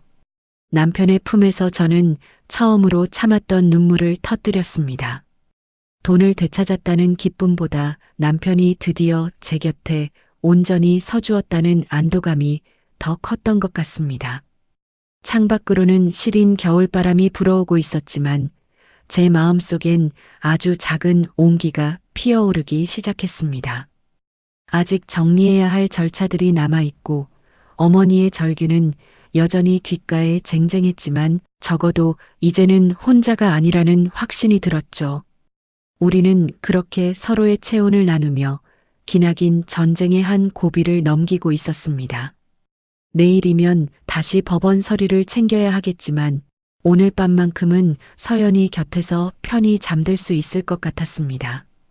지독했던 폭풍우가 지나간 자리에 아주 희미한 새벽빛이 밝아오고 있었습니다. 저는 떨리는 손을 맞잡으며 다가올 배당 기일을 준비하기로 마음먹었습니다. 모든 것은 순리대로 그리고 제가 계획한 대로 흘러가고 있었습니다. 지독한 절규 끝에 찾아올 진정한 평화를 기다리며 저는 길고 긴 숨을 내뱉었습니다. 드디어 법원에서 배당 기일이 잡혔다는 연락을 받았습니다. 낙찰 대금이 완납되고 그 돈을 채권자들에게 나누어주는 마지막 절차였죠. 시댁 아파트의 경우 은행 근저당은 이미 제 돈으로 말소된 상태였기에 채권자는 오직 저 하나뿐이었습니다. 복잡할 것 없는 아주 단순하고도 명확한 법의 집행만이 남아 있었죠. 배당 순서는 차가울 정도로 정확했습니다. 가장 먼저 감정비와 공고비 같은 법원 경매 비용 약 300만 원이 빠져나갔고요. 그 다음이 바로 제 차례였습니다. 원금 2억 원에 그동안 받지 못한 약정이자 그리고 지연 손해금까지 합쳐진 금액이었죠. 총 2억 2,100만 원이라는 숫자가 제 몫으로 확정되었습니다. 그리고 남은 잔액 약 1억 8,600만 원은 집주인이었던 시어머니에게 반환되는 구조였어요. 저는 한정민 변호사님과 함께 법원에 출석했습니다. 혹시나 시어머니가 나타나 소란이라도 피우지 않을까 걱정했지만 그 자리에 어머니는 보이지 않았죠. 대신 차남인 종민 서방님이 대리로 나오셨더라고요. 서방님은 저를 보고도 아무런 말도 하지 않았습니다. 원망 섞인 눈빛조차 보내지 못한 채 그저 죄인처럼 고개를 숙이고 서류 처리만 묵묵히 마친 뒤 서둘러 자리를 뜨셨죠. 법원 로비 의자에 앉아 한참을 기다리고 있었을 때였습니다. 정적을 깨고 제 휴대폰에서 날카로운 진동음이 울렸습니다. 화면을 확인하는 제 손끝이 미세하게 떨려왔죠. 입금 2억 2,100만 원, 잔액 2억 2,098만 8,340원. 화면 속의 숫자를 보고 저는 한동안 숨을 쉴 수가 없었습니다. 불과 몇 달 전 제 전 재산을 내어주고 남았던 잔액 8만 8,340원. 그 비참했던 숫자가 적혀 있던 통장에 다시 2억이 넘는 거액이 돌아온 것이죠. 축하드립니다. 정수진 씨. 정말 고생 많으셨어요. 옆에 앉아있던 한 변호사님이 제 어깨를 가볍게 두드리며 축하를 건넸습니다. 하지만 제 입에서는 대답 대신 뜨거운 눈물이 툭 떨어졌습니다. 이건 단순히 돈을 되찾았다는 기쁨의 눈물이 아니었습니다. 지난 몇 달간 독하다는 소리를 들으며 버텨온 제 고통과 무너진 가족관계에 대한 서글픔이 한꺼번에 터져 나온 것이었죠. 괜찮으세요? 잠시 쉬었다 가실까요? 한 변호사님이 조심스럽게 묻자 저는 젖은 눈을 닦으며 대답했습니다. 네, 괜찮습니다. 이제야 정말로 괜찮아졌어요. 법원을 나서는 제 발걸음은 뜻밖에도 가벼웠습니다. 세상이 이전보다 조금 더 선명하게 보이는 기분마저 들었죠. 저는 곧장 근처에 있는 작은 식당으로 들어갔습니다. 점심시간이 조금 지난 시간이라 식당 안은 한산하더군요. 아주머니, 여기 김치찌개 하나 주세요. 7,000원짜리 김치찌개 한 그릇이 제 앞에 놓였습니다. 김이 모락모락 나는 국물을 한 숟가락 떠서 입에 넣었습니다. 맛이 참 달랐습니다. 조미료 맛 가득한 평범한 찌개였을 텐데 제 입에는 세상 그 어느 진미보다 깊고 시원하게 느껴졌죠. 마음속을 짓누르던 거대한 바위덩어리가 내려간 몸으로 먹는 밥은 정말로 이런 맛이구나 싶었습니다. 저는 오랜만에 밥 한 공기를 남김없이 싹 비웠습니다.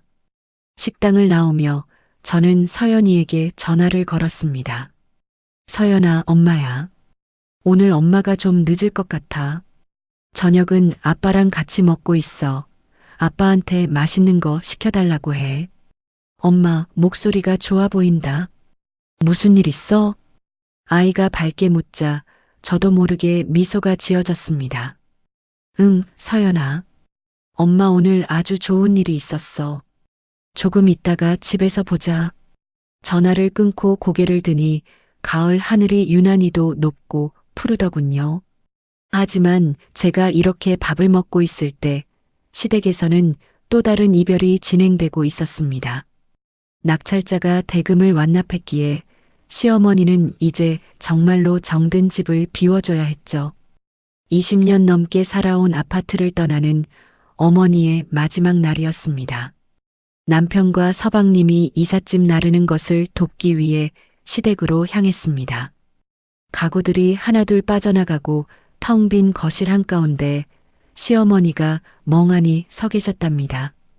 벽지에 남은 가구 자국과 손주들이 낙서했던 흔적들을 바라보며 자존심 강하던 그 여자가 소리 없이 눈물을 흘렸다고 하더군요.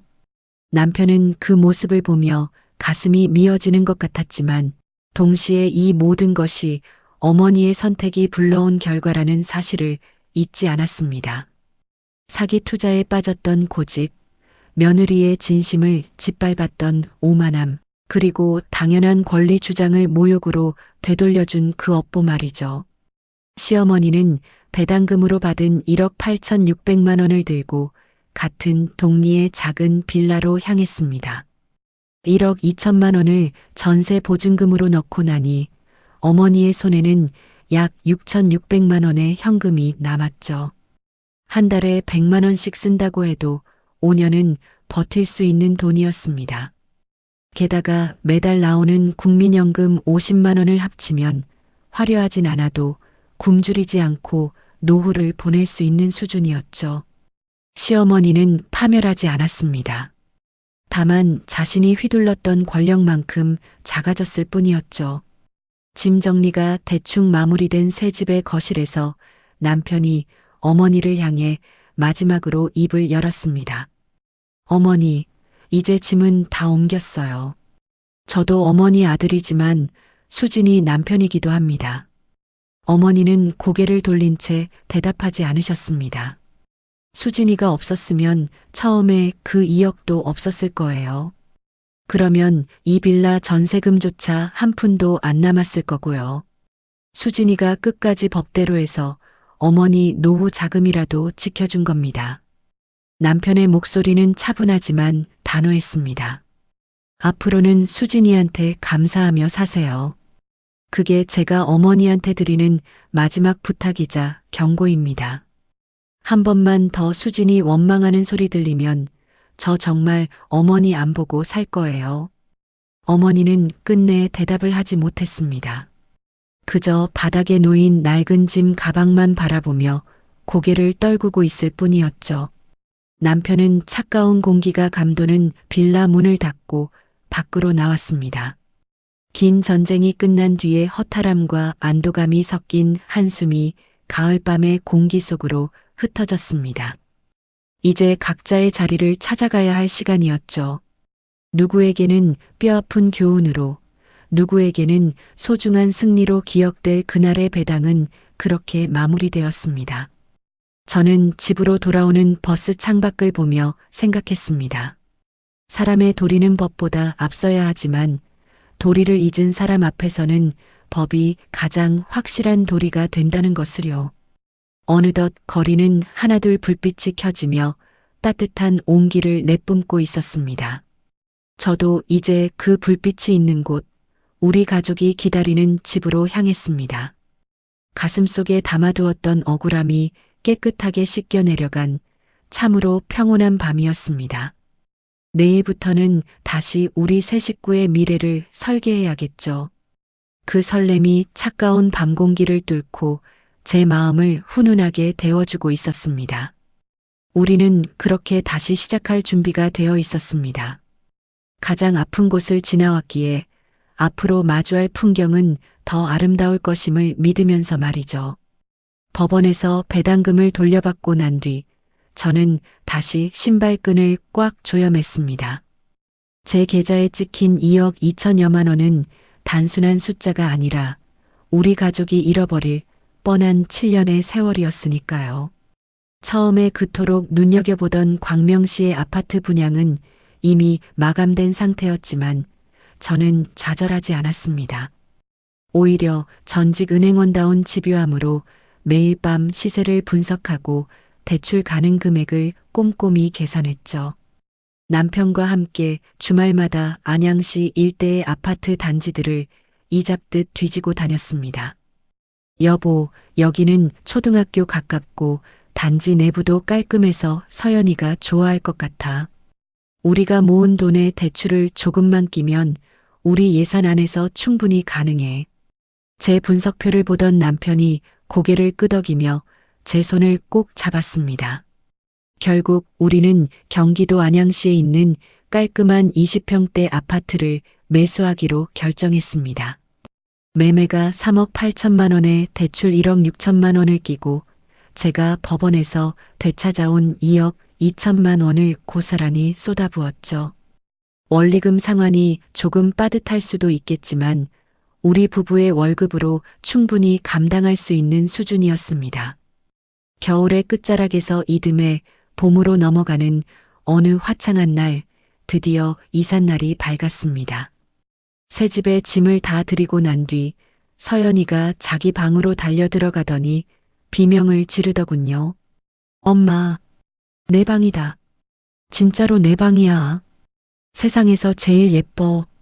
침대 위에 엎드려 좋아하는 서연이의 모습을 보는데 갑자기 참았던 눈물이 본물처럼 터져 나왔습니다. 지난 7년을 커피 한 잔 안 마시고 버텼던 아침들, 시어머니 발밑에 무릎 꿇고 빌던 비참한 순간들이 주마등처럼 스쳐 지나갔죠. 한번 잃을 뻔했다가 다시 찾은 꿈이라 그런지 그 기쁨은 말로 다 표현할 수가 없었습니다. 남편도 어느새 눈가가 붉어진 채 제 어깨를 감싸 안았습니다. 수진아, 정말 고맙다. 그리고 정말 미안해. 당신 혼자 이 모든 걸 짊어지게 해서 내가 너무 부끄럽니다. 저는 눈물을 닦으며 남편을 향해 희미하게 미소 지었습니다. 아니야, 당신도 어머니랑 나 사이에서 정말 힘들었잖아. 우리 이제 지난 일은 잊고 앞만 보고 살자. 우리 세 식구 행복할 일만 생각하자고. 이 지독한 사건을 겪으면서 남편은 정말 딴 사람이 된 것처럼 변했습니다. 그렇게 좋아하던 술을 확 줄였고 모든 집안일에서 제 의견을 가장 먼저 존중하기 시작했죠. 무엇보다 어머니 말이면 무조건 맞다고 하던 맹목적인 효도에서 벗어나 아내와 딸이 자신의 일순위 가족이라는 인식을 뼈저리게 깨달은 듯 했습니다. 우리는 거실 식탁에 나란히 앉아 다시 재무 계획을 세우기 시작했습니다. 여보, 대출 상환 일정은 내가 엑셀로 정리해뒀어. 서연이 학원비랑 우리 노후 자금 준비하려면 이번 달부터 지출을 이렇게 관리해야 해. 알았어, 자기야. 내가 옆에서 잘 도울게. 당신이 시키는 대로 다 할 테니까 우리 이번엔 진짜 잘 살아보자. 예전처럼 함께 머리를 맞대고 미래를 그리는 이 시간이 너무나도 소중하게 느껴졌습니다. 한편 작은 빌라로 이사하신 시어머니와의 관계는 여전히 서먹했습니다. 현실은 드라마가 아니기에 그렇게 큰 상처를 주고받은 뒤에 한순간에 화해할 수는 없는 법이죠. 어머니는 빌라로 가신 뒤 몇 달간 저에게 단 한 번도 연락하지 않으셨습니다. 그러다 서연이의 생일이 다가왔을 때 어머니가 남편에게 조심스럽게 전화를 하셨다고 하더군요. 종호야, 서연이 생일인데 할미가 선물 하나 보내도 되겠나? 그냥 점퍼 하나 샀는데 수진이가 싫어할까봐 걱정이니. 남편이 조심스럽게 제 의중을 물었을 때 저는 잠시 침묵했습니다. 서연이한테 할머니가 있다는 건 좋은 일이니까. 보내시라고 해. 선물은 기쁘게 받을게. 며칠 뒤 집으로 도착한 택배 상자 안에는 화사한 분홍색 패딩 점퍼가 들어 있었습니다. 그 사이에는 비뚤비뚤한 글씨로 쓰인 작은 쪽지 하나가 놓여 있었죠. 서연아, 할미가 미안하다. 네 엄마한테도 정말 미안하다는 말 꼭 전해다오. 할미가 나쁜 사람은 아닌데 돈에 눈이 멀어 너무 어리석은 짓을 했구나. 건강하고 예쁘게 자라라. 할미가 매일 기도하마.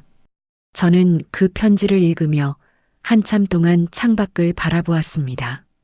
당장 달려가 어머니를 안아드릴 만큼 용서가 된 것은 아니었습니다. 하지만 가슴을 짓누르던 뜨거운 증오도 어느새 조금씩 옅어지고 있음을 느꼈죠. 용서와 증오, 그 사이 어딘가에 제 마음이 자리를 잡아가고 있었습니다. 모두가 잠든 깊은 밤, 저는 거실 창밖으로 펼쳐진 아파트 단지의 불빛들을 바라봅니다.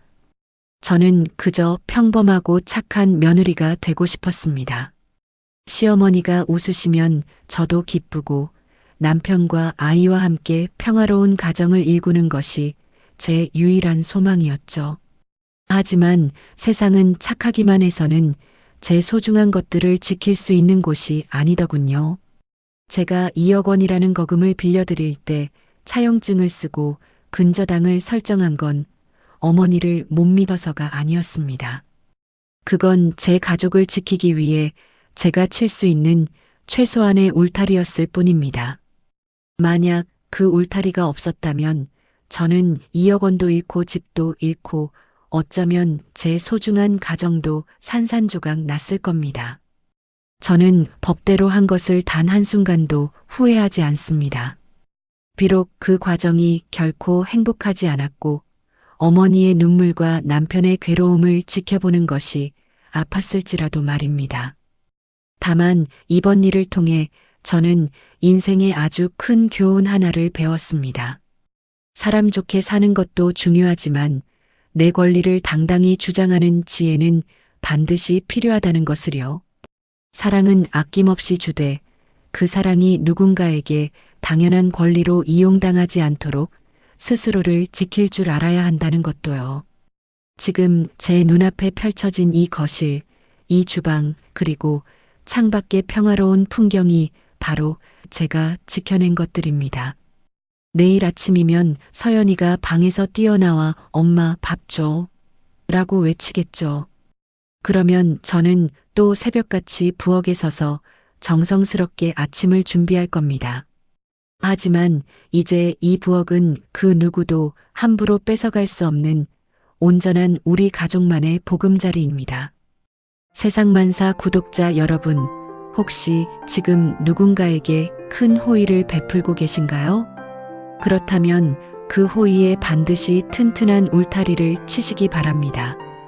당신의 소중하고 착한 마음이 다치지 않도록, 그리고 당신의 가족이 무너지지 않도록 말입니다.